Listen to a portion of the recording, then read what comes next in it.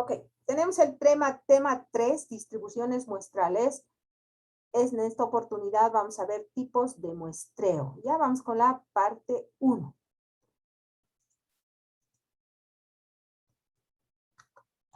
Bien, ¿a qué se refieren los tipos de muestreo? Ya me van a entender. Hemos dicho que la población que nosotros vamos a investigar o vamos a estudiar es muy grande. Entonces, si la población es muy grande, lo que nosotros tenemos que hacer es trabajar con una muestra, ¿no ve? Pero la muestra no va a ser pues cualquier muestra, ¿no? Tenemos nosotros que aplicar ciertos métodos y tener conocimiento de qué tipos de muestras existen y cuál muestra es la adecuada para encontrar la solución a un determinado problema. Por ejemplo, si nosotros queremos saber el porcentaje de mujeres embarazadas que existen en el Alto, ¿ustedes creen que podemos ir casa por casa, averiguar, a recolectar la información para saber en esta familia cuántas embarazadas, en la otra cuántas hay así? No, nunca vamos a terminar. Entonces lo que hacemos es tomar una muestra. Podemos tomar una muestra, no sé, pues ir a los colegios, digamos. En cada colegio podemos averiguar.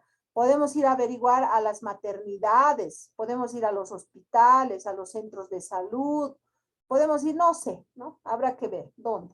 Entonces, ¿cuál será la más apropiada para que nosotros podamos encontrar el promedio de cuántas embarazadas hay por mes, por año, no sé, qué es lo que nosotros quisiéramos averiguar? Entonces, acudimos a una muestra. Por lo tanto, la inferencia estadística, que es lo que nosotros estamos llevando, la probabilidad o inferencia estadística, estudia cómo sacar conclusiones generales para toda la población.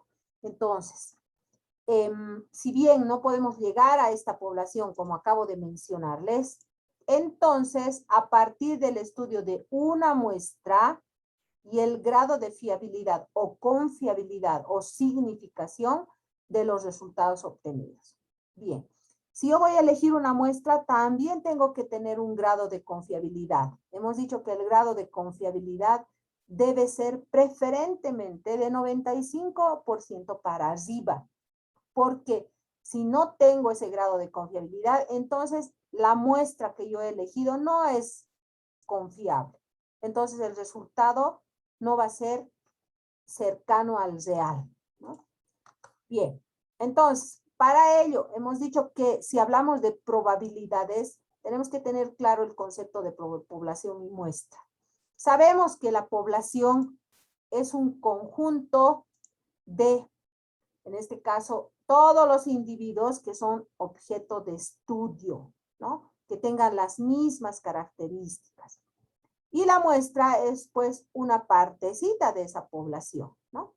Entonces, si nosotros realizamos este estudio y nos fijamos acá, fíjense, la población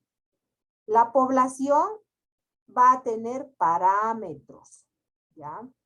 Y la muestra se va a lograr a través de un estimador estadístico, es decir, a través de una fórmula. Ok.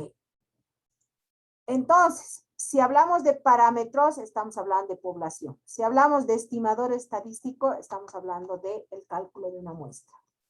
Pero cuando se trabaja con una muestra y la población y la muestra, pues existen el concepto de error de estimación.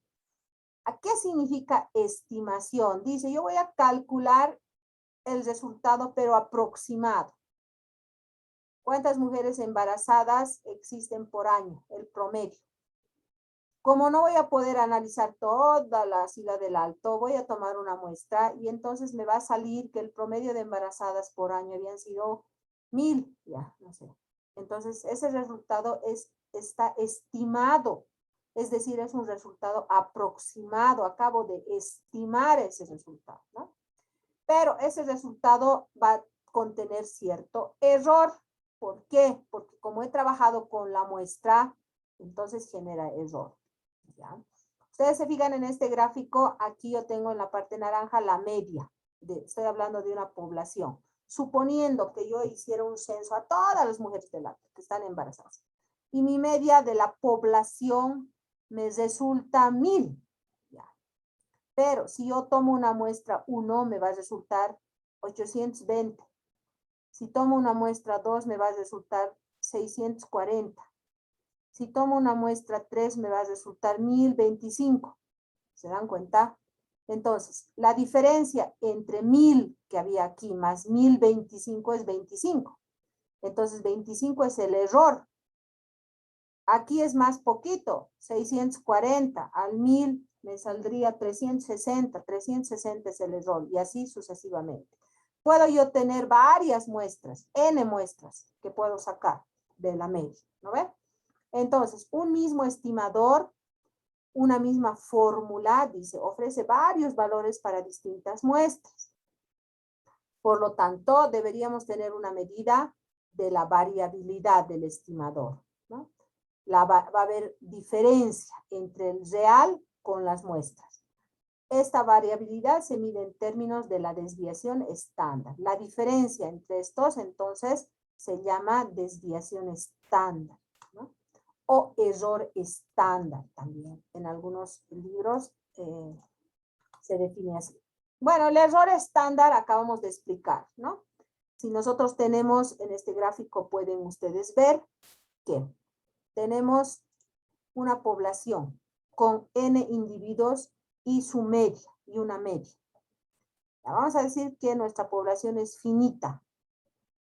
Y tomamos varias muestras. Por ejemplo, estos 4 es una primera muestra. Esto es otra muestra. Y así sucesivamente vamos a tener muestras m, enésima muestra. Y de cada muestra yo voy a tener su media. Y la media va a tener diferencia con la media de la población. A esa diferencia hemos dicho que se le llama error. Y aquí está su fórmula. El error se escribe como sigma de x media, sigma de x sobre la raíz de n. Así se calcula el error. Bien. Entonces, si nosotros definimos qué es muestra y muestreo, entonces la muestra hemos dicho que es un pedacito de la población, pero esta muestra debe ser representativa. Perdón.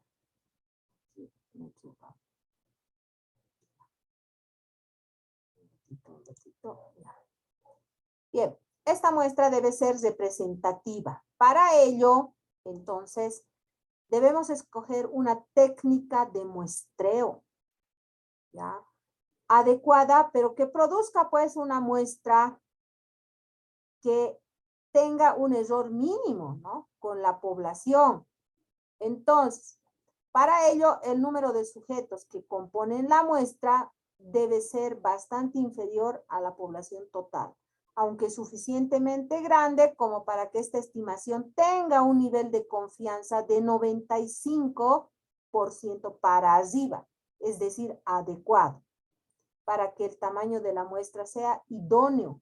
Además, es preciso recurrir a su cálculo, ¿no? Entonces, sí o sí debe ser representativa con un nivel de confianza.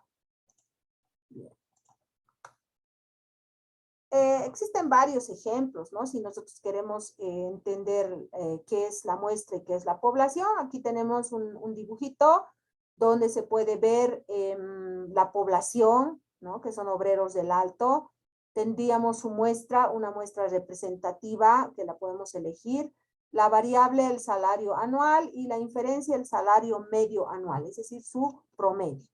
Tenemos otro ejemplo donde podemos ver la población de ingeniería de sistemas de la UPEA, ¿no?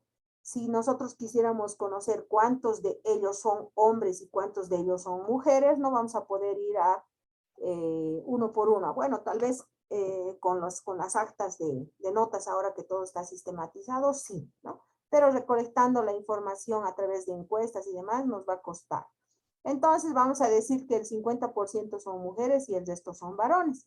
Pero se quiere seleccionar una muestra para determinar cuántos hombres y mujeres hay en la muestra. Y a partir de ahí inferir el porcentaje. Bien, ese es otro ejemplo. ¿Cuáles son las ventajas de elegir una muestra? ¿Por qué debemos elegir una muestra? ¿Por qué no trabajamos con la población? Las ventajas son las siguientes, que nos obligan a trabajar con una muestra. Y una de ellas es que las características de la población varían si el estudio se prolonga demasiado tiempo. Si queremos llegar a la población, vamos a demorar mucho más tiempo que una muestra. Entonces, puedo demorarme años inclusive. Y al estudiar una población durante un año, va a ir cambiando la población. Puede que aumente o reduzca, y eso haga variar mis resultados finales. Si yo deseo llegar a la población, no puedo llegar, voy a llegar a la muestra, pues va a haber reducción de costos y va a ser más rápido. Y tercero, la viabilidad. La elección de una muestra permite la realización de estudios que serían imposible hacerlo sobre el total de la población, ¿no? Entonces son ventajas que se presentan para trabajar con una muestra. Bueno, la población es suficientemente homogénea respecto a las características medidas, con lo cual pues nos ayuda, resulta más útil ahorrar, ¿no? Malgastar recursos, ¿no? En un estudio detallado. Bueno, también se dice que este estudio es destructivo, porque si nosotros, por ejemplo, trabajamos con un foco y decimos, queremos saber el promedio de vida útil de este foco, entonces lo vamos a aprender y vamos a estudiar hasta que el foco se queme, y vamos a estudiar con varios focos, entonces podemos decir que este proceso es destructivo, ¿no? Hasta que nosotros vayamos a analizar. Ejemplo, vida media de una bombilla, carga soportada por una cuerda, precisión de un proyectil, y podemos mencionar muchos otros ejemplos más. Bien. Tenemos dos tipos de muestreo. Entonces, hemos dicho que debemos elegir una muestra representativa. Por lo tanto, para poder elegir una muestra representativa, entenderemos primero qué tipo de muestreo existe. Habían habido dos. El primero es el probabilístico y el segundo es el no probabilístico, ¿no? Para poder realizar este muestreo, vamos a decir que existe un proceso aleatorio para que sea lo más representativo posible, ¿no? Dos tipos de muestreo. Bien, estudiaremos el primero. ¿Qué significa el muestreo probabilístico? Si bien yo tengo acá una población que está formada por todos ellos, el probabilístico es me tapo los ojos y escojo al azar, sin saber quién es quién. Le escogí a él, luego a él y luego a ella, ¿no? Escogí estos tres, al azar. Ese es el estudio probabilístico, sin conocerlo, sin saber quién es quién. En cambio, el no probabilístico, la elección de la muestra no es al azar, ¿no? Yo voy a elegir en este momento a mis estudiantes del curso en el que en este momento están, a Cristian, Daniel y David. Listo. Porque yo los conozco y los estoy escogiendo y no es al azar, ¿no ve? Entonces es la diferencia entre probabilístico y no probabilístico. Bien, dentro del probabilístico existe otra subdivisión y existe este tipo de muestreo. Se llama aleatorio simple.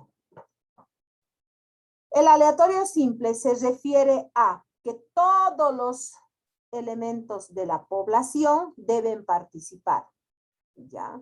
Por ejemplo, yo hago una rifa. Hago una rifa, vendo 100 boletitos. Entonces, para la rifa los 100 van a participar, ¿no ve? Entonces puedo decir que es un muestreo probabilístico. Al elegir tres boletitos de rifa, todos están participando. A eso se refiere el muestreo aleatorio simple. Existen muchos métodos para hacer esto. Puede ser tan mecánico como sacar tiras de papel de un sombrero, ¿no? Una rifa con nombres escritos mientras el investigador tiene los ojos vendados. A eso me refiero, ¿no? Cuando sacamos una rifa, pues no sabemos quién es quién, ¿no? El siguiente muestreo dentro del probabilístico es el muestreo aleatorio sistemático. ¿A qué se refiere el sistemático? Dice, proceda a elegir una muestra con el método sistemático, el muestreo sistemático. Entonces, empezaré por un número. Díganme un número, 3. Dígame otro número, 3. Ya, empiezo del 3 y los voy contando de 3 en 3. Mi primer número es el inicio y el segundo número es la cantidad de puntitos que tengo que avanzar. 1, 2, 3. Este es. 1, 2, 3. Ahí. Elijo al 6, al 9, al 12 y así sucesivamente, ¿no? Entonces, empezamos por un número y vamos saltando de acuerdo al segundo número que nos hayan dado, ¿ya? Entonces, si yo he elegido empezar por el 3 y me dan un 5, entonces va a ser 3, el 8, el 13 y así sucesivamente. Pero en nuestro gráfico dice con el inicio 3 y el salto con 3. Tenemos el muestreo aleatorio estratificado. ¿A qué se refiere el estratificado? También es conocido como muestreo proporcional, así le llaman otros autores, donde los sujetos son inicialmente agrupados en categorías. Si ustedes se fijan acá, a todos ellos se les ha agrupado por categorías. Niños aquí, mujeres aquí y varones aquí. Entonces, yo voy a elegir una muestra tanto de aquí, de aquí, de aquí. ¿Para qué? Para que tenga una muestra con elementos de cada uno de los grupos, ¿no? Entonces, los puedo agrupar por edad, por nivel socioeconómico, por el género, depende de qué tipo de estudio yo esté realizando. Okay. El muestreo aleatorio por conglomerados. ¿A qué se refiere conglomerados? Si nosotros tenemos aquí en la parte teórica que he escrito acá, dice pueden ser un país.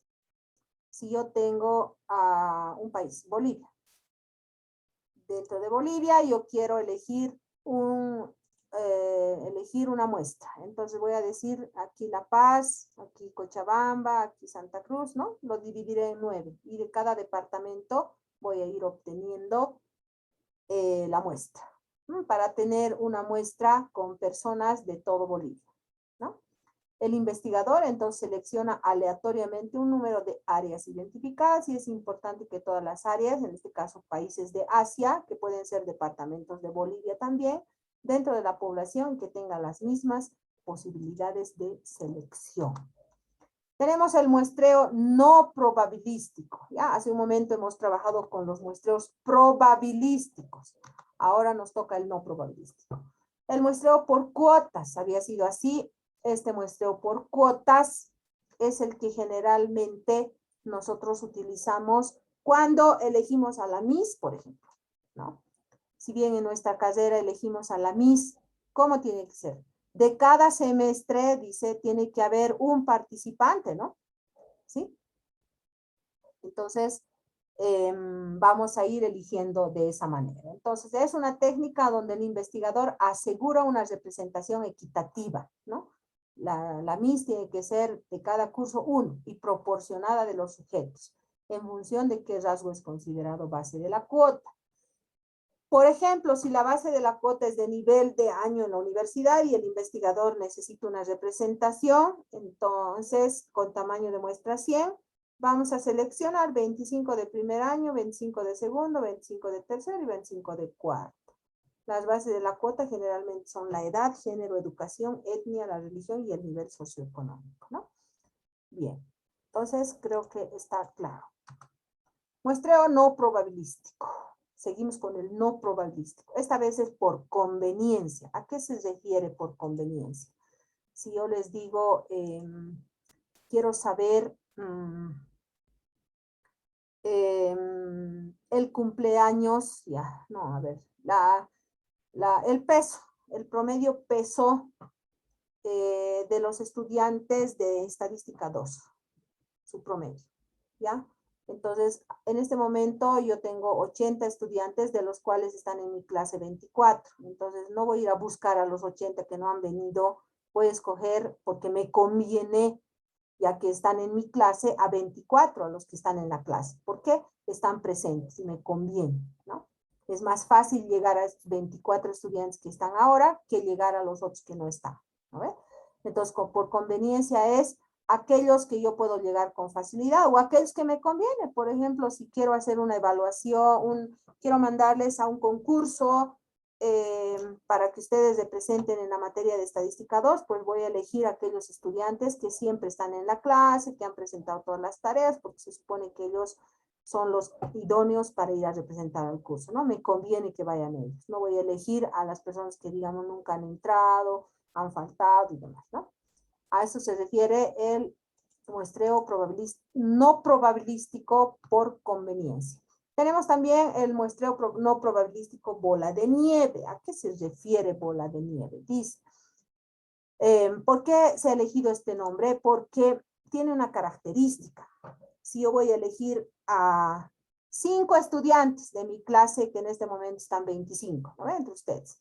Entonces voy a decirle a mi primer estudiante, David, dime un nombre de los que están presentes en la clase. Y David me va a decir Edgar. Ya, a Edgar. Listo. Ahora, Edgar, vos dime otro nombre de los que están en la clase. Edgar me va a decir Héctor. Ya, ahora Héctor, dime vos otro nombre y así, ¿no? Entonces, es como una bola de nieve que yo le lanzo a uno y ese le va a lanzar a otro y ese le va a lanzar a otro y así van a ir, ¿cómo se llama? Se va a ir escogiendo a la muestra, ¿no? Bien, ya tenemos lo último. El muestreo no probabilístico tiene cierta desventaja, ¿ya? La desventaja del método de muestreo no probabilístico es que no se toman pruebas de una porción desconocida de la población. ¿Eso qué implica? Que la muestra pueda representar a toda la población, que la muestra puede representar a toda la población con precisión o no, ¿no? Si bien estamos trabajando por conveniencia o bola de nieve, entonces mi confiabilidad no va a ser certera, ¿no? No es aconsejable utilizar este tipo de muestreo. Por lo tanto, los resultados de la investigación no pueden ser utilizados en generalizaciones. Entonces, yo no puedo decir si he escogido por conveniencia a mis 3 estudiantes que siempre están en clase, siempre hacen la tarea y demás, y decir, esa es la probabilidad de conocimiento que tienen en estadística. Van a tener 98, digamos. Entonces, no es justo. ¿Por qué? Porque yo los he elegido a los que siempre están en clase, ¿no? Debería haber elegido al azar para poder generalizar un promedio de conocimiento que han acumulado hasta el momento. ¿Se dan cuenta? Bien, entonces, ¿cuál es la tarea? La tarea dice realizar un mapa mental de los tipos de muestreo, incluyendo 2 ejemplos de cada uno. ¿Ya? Entonces, mapa mental, no estoy pidiendo mapa conceptual, mental. Aquí les he dejado un ejemplo. Existen herramientas para hacer mapas mentales, ¿no? ¿Alguien conoce alguna herramienta para hacer mapas mentales? ¿No? Ya, les voy a recomendar. Bueno, Sí, a ver, adelante. yo conozco una aplicación que es Mindombo, creo que esa la que tiene ahí está hecha con esa, Ya. es para hacer mapas mentales, Ujú, o también en Canva o en PowerPoint en todo caso. ya, pero existen exclusivamente para hacer mapas mentales, ¿no? El Minster es también sencillo. Investiguen, ustedes son del área de sistemas y deben dominar todas las herramientas que se les presenten en el camino. No es nada del otro mundo, hay eh, aplicaciones gratuitas para poder dibujar, ¿no? Ya están hechos los mapas mentales, lo único que hay que hacer clic y aumentarle los numeritos, ponerle los gráficos, entonces dibujen un mapa mental donde tengan a la derecha probabilísticos, a la izquierda no probabilísticos. Dentro de ese van a tener al no probabilístico bola de nieve por conglomerados, estratificado, simple, yo qué sé, ¿no? Y dentro de ese, cada uno tendrá 2 ejemplos. Pueden identificar los ejemplos con gráficos, con abreviaturas, como ustedes mejor prefieran. Bien, yo habría terminado la clase de hoy. Muchas gracias.